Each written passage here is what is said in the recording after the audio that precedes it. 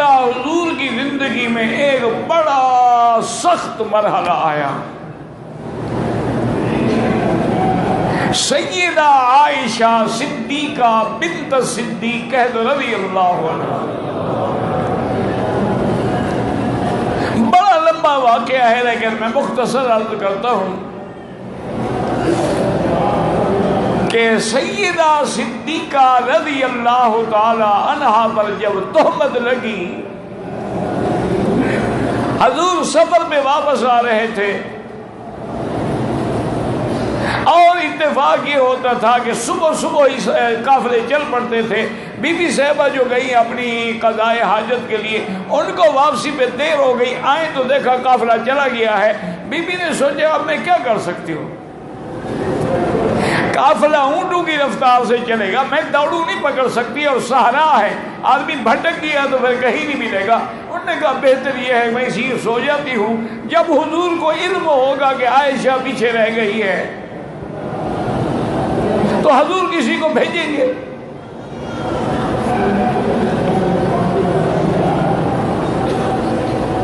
Be be فرماتی ہیں کہ میں کپڑا لے کے سو گئی، ٹھنڈا وقت تھا، مجھے بھی فوراً نیند آ گئی. تھوڑی دیر کے بعد میں نے آدمی کی آواز سنی. صفوان ابن معطل السلمی صحابی تھے.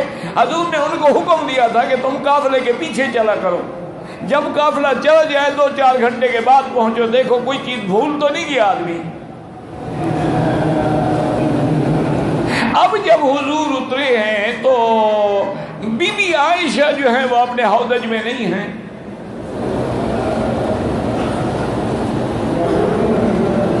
اب اسی سے سمجھ لیا کرو کہ حضور اگر عالم الغیب ہیں تو اپنی زوجہ مطہرہ کو چھوڑ کے کیسے چلے گئے؟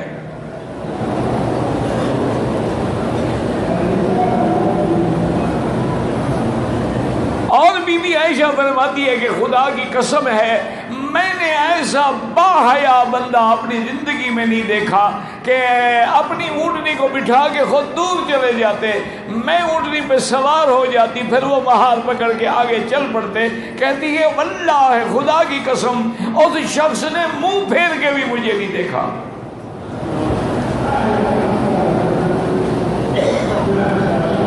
حضور کے قافلے میں پہنچ گئے لیکن دشمن تو دشمن ہوتا ہے، اس کو تو موقع کی انتظار ہوتی ہے. عبداللہ ابن ابی بھی ساتھ تھا. انہوں نے کہا جی ہو سکتا ہے نوجوان لڑکی ہو، نوجوان آدمی ہو، یہ خود بخود پیچھے رہے گی اس کے انتظار میں. اس کو پتہ تھا کہ وہ بعد میں آئے گا. اور سیدہ عائشہ بے نعوذ باللہ تہمت لگ گئی. بڑا لمبا قصہ واقعہ ہے، حتیٰ کہ ایک دفعہ بی بی عائشہ جو ہے امہ مستہ کے ساتھ، چونکہ اس وقت حمام تو نہیں ہوتے تھے گھروں میں، نہ یہ فرش کا رواج تھا، عورتیں جنگل میں دور نکل جاتی تھی پہاڑوں میں. وہ جا رہی تھی تو پاؤں میں اس کے کپڑا الجھا اور گرنے لگی تو فوراً کہا کہ ہلاک اللہ مستہ کو برباد کر. بی بی عائشہ کھڑی ہو گئی. انہوں نے کہا میں مستہ کیا کہہ رہی ہو، تمہارا بیٹا ہے، اس کو بد دعا کر رہی ہو. نے کہا تمہیں پتہ نہیں ہے تمہاری تہمت لگانے میں میرا بیٹا بھی شریک ہے. بی بی عائشہ کہتی ہے میں نے پوچھا کیا تہمت؟ بی بی عائشہ کہتی ہے مجھے تو واللہ پتہ ہی نہیں تھا کہ میرے بارے میں کیا ہو رہا ہے مدینے میں. اس نے مجھے سارا قصہ سنایا. بی بی فرماتی ہے مجھے تو سارے خیالات ہی ختم ہو گئے، شدید بخار آ گیا.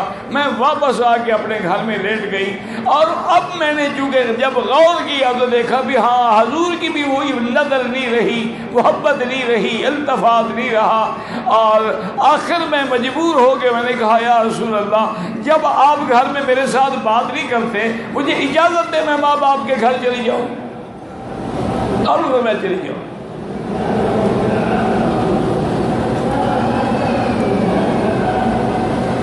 چلے گئی بی بی صاحبہ اور ماں سے کہا، باپ سے کہا. انہوں نے کہا نہیں ہے تمہاری بیٹی ہو، ہم حضور کو تیرے بارے میں سفارش نہیں کر سکتے. حضور نے حضرت علی کو بلایا رضی اللہ عنہ. کہا علی تمہیں پتہ ہے بی بی عائشہ کے بارے میں جو باتیں ہو رہی ہیں، مجھے مشورہ دو میں کیا کروں. حضرت علی نے عرض کیا کہ یا رسول اللہ دو باتیں ہیں، ایک تو یہ ہے کہ بی بی عائشہ کی کنیز جو ہے بریرہ، اگر اس کو میرے حوالے کریں تو کنیز جو ہوتی ہے رازدان ہوتی ہے، ساتھ رہنے والی ہوتی ہے، اس کو ضرور پتہ ہوگا بی بی عائشہ کی اس بات کا،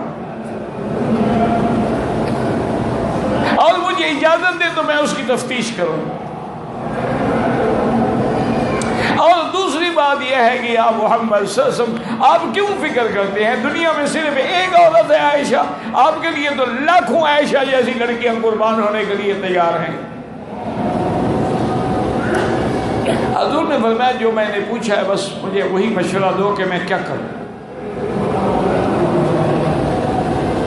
تو حضرت علی نے بی بی بریرہ کو بلایا اور کہا بریرہ سیدھی سیدھی بات کرو، عائشہ کے بارے میں تم کیا جانتی ہو، اور اگر تم نے سیدھی بات نہ کی تو میں تمہیں اتنا ماروں گا کہ تیری جان نکل جائے گی کوڑے کھا کھا کے۔ یہ اصل میں بی بی عائشہ کے دل میں بال پڑ گیا کہ حضرت علی کو ایسی بات نہیں کہنی چاہیے تھی، حضور کو کہتے ہیں کہ طلاق دے دو۔ علی میرا بیٹا تھا، میں اس کی ماں تھی، میں امہات المومنین تھی، بیٹا بھی کہتا ہے کہ میری ماں کو طلاق دے دو۔ یہ بال پڑ گیا تھا، حضرت علی بی بی عائشہ ایک دوسرے سے ناراض ہو گئے تھے۔ نے کہا علی تم میرے ٹکڑے کر دو، ما رأیت فیہا شیئا، میں نے اپنی زندگی میں اپنی صحبت میں بی بی عائشہ پر کبھی کوئی غلط کام کرتے ہوئے دیکھا ہی نہیں، تو میں کیا کروں۔ ہاں اتنی بات ضرور ہے کہ عائشہ ایک غافل لڑکی ہے، نوجوان بچی ہے، کبھی کبھی آٹا گوندھ کے رکھ دیتی ہے اور وہیں سو جاتی ہے، بکری آگے آٹا کھا جاتی ہے۔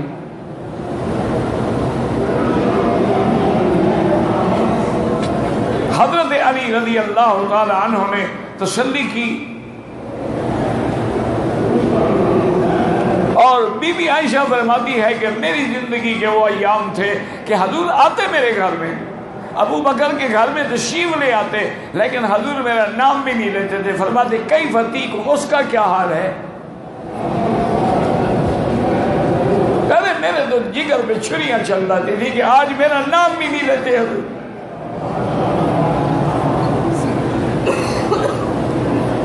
حضور نے فرمایا کہ ابو بکر تم کیا کہتے ہو، یا رسول اللہ میں کچھ نہیں کہتا، میری بیٹی ہے، میں نہیں صفائی دوں گا۔ آپ نے آپ کی والدہ سے پوچھا، کہا لا یا رسول اللہ یہ بنتی میری بیٹی ہے، میں اگر اس کے حق میں بات کروں تو کہیں گے ماں نے اپنی بیٹی کے حق میں بات کی ہے۔ حضور اسی عالم میں تشریف لائے مسجد نبوی میں، اور حضرت عمر کو بلایا، کہہ دو رضی اللہ اللہ اکبر۔ حضرت عمر آئے، حضور نے فرمایا عمر ما رأیک فی قصۃ عائشہ،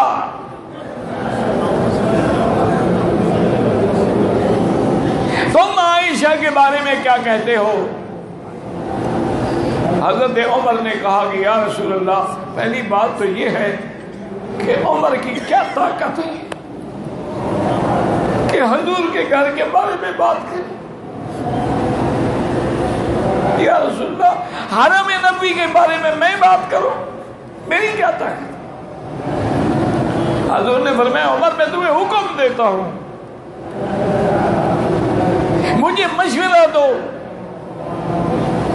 اور نے کہا یا رسول اللہ اگر آپ کا حکم ہے پھر میں اگر کوئی بات پوچھوں تو ناراض تو نہیں ہوں گے آپ؟ حضرت میں بالکل نہیں ہوں گا۔ پوچھا ایک ہی بات مجھے بتا دیں، بی بی عائشہ سے شادی آپ نے کی ہے یا ان اللہ زوجہا، یا اللہ نے آپ کی شادی کرائی ہے؟ حضور نے فرمایا اللہ نے شادی کرائی ہے، اور جبریل ایک ریشم کے کپڑے میں شادی سے پہلے عائشہ کی تصویر لے کر بھی میرے پاس آئے تھے، اور انہوں نے کہا تھا ہذہ زوجتک۔ تو حضرت عمر نے کہا یا رسول اللہ مجھے حیرت ہوتی ہے، ہمیں اپنے بیٹوں کے لیے اچھی لڑکی مل جاتی ہے، خدا کو محمد کے لیے نہیں ملی۔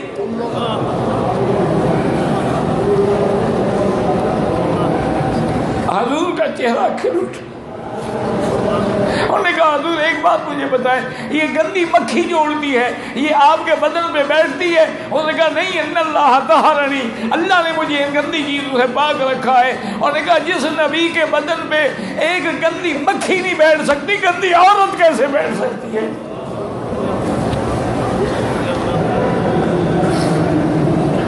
اور یہ لفظ بھی عمر نے کہا ہے کہ ھذا بہتان عظیم۔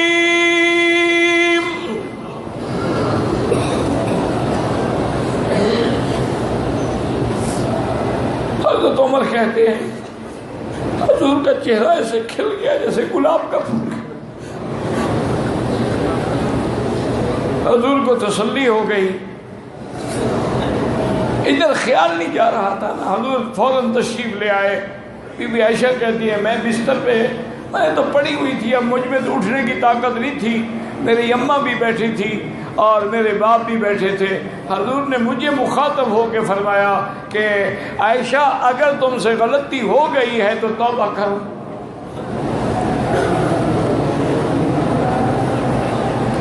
اللہ توبہ معاف کریں گے۔ بی بی عائشہ کہتی ہے کہ مجھے غم کی وجہ سے یوسف علیہ السلام کے ابے کا نام بھی بھول گیا، میں یعقوب بھی نہ کہہ سکی۔ میں نے کہا میں وہی بات کرتی ہوں جو ابو یوسف نے کی تھی، فصبر جمیل واللہ المستعان علی ما تصفون۔ میں نے کہا یا محمد اگر میں اپنی پاکی بیان کروں آپ نہیں مانیں گے، اور میں ناحق اپنے ذمہ برائی لگاؤں، یہ کیسے ہو سکتا ہے؟ بی بی عائشہ کہتی ابھی یہ باتیں ہو رہی تھی کہ وحی اتر گئی۔ بی بی عائشہ فرماتی ہے میں دیکھ رہی تھی کہ میرے ابے کی جان نکل رہی ہے، میری اماں کی جان نکل رہی ہے کہ آج گھر میں بیٹھے ہیں اور وحی بھی آ گئی، جبریل بھی آ گیا، اللہ جانے کیا فیصلہ ہوتا ہے۔ لیکن میں مطمئن تھی کہ خدا کبھی نا انصافی نہیں کرے۔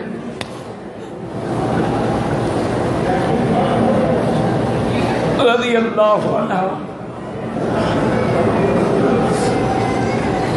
کہتی ہیں حضور پر وحی آتی رہی، جب وحی آنا ختم ہوا حضور نے سر اٹھایا اور فرمایا ابشری عائشہ۔ آپ نے فرمایا عائشہ مبارک ہو، اللہ نے عرش سے تیری صفائی بیان کی ہے۔ یوسف کی گواہی لڑکا دیتا ہے، موسیٰ کی گواہی لڑکا دیتا ہے، عائشہ کی گواہی خدا دیتا ہے کہ لولا اذ سمعتموہ، جب تم لوگوں نے سنا تھا تو کیوں نہیں کہا کہ یہ جھوٹ ہے؟ قلتم ما یکون لنا ان نتکلم بہذا سبحانک ھذا بہتان عظیم۔ حضور نے ساری قرآن پڑھا۔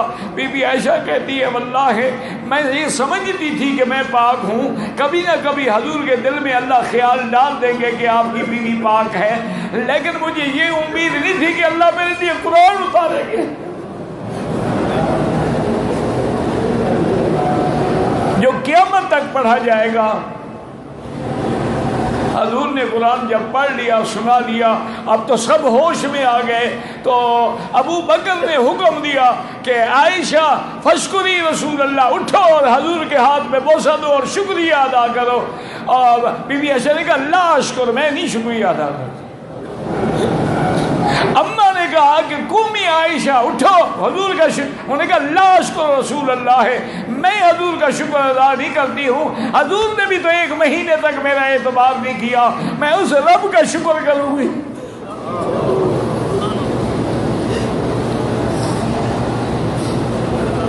لیکن یاد رکھنا میرے بھائیوں اور میری بیٹیوں، یہ بات عائشہ کہہ سکتی ہے، عائشہ، ورنہ حضور کو کوئی کہے کہ میں تیرا شکریہ ادا نہیں کرتا وہ تو کافر ہو جائے گا۔ یہ عائشہ کا مقام ہے، میاں بیوی کا مقام ہوتا ہے۔ بیویوں کے بھی پھر ناز اور نخرے اللہ دیتا ہے جب پاک ہو جائے اور گواہی عرشوں سے آ جائے۔ اللہ اکبر، اللہ اکبر۔ اور بی بی عائشہ نے کہا کہ لا اشکرو، میں شکریہ ادا نہیں کرتی، میں اللہ کا شکر ادا کروں گی۔ اور اللہ نے ساتھ یہ بھی حکم دے دیا کہ جس نے بی بی عائشہ پہ تہمت لگائی ہے ان سے کہیں گواہ لے آئے ورنہ 80 کوڑا مارے ان کی گردن پہ۔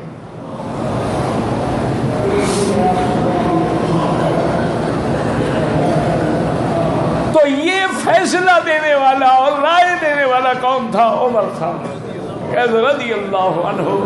زندگی انشاءاللہ تو بات باقی۔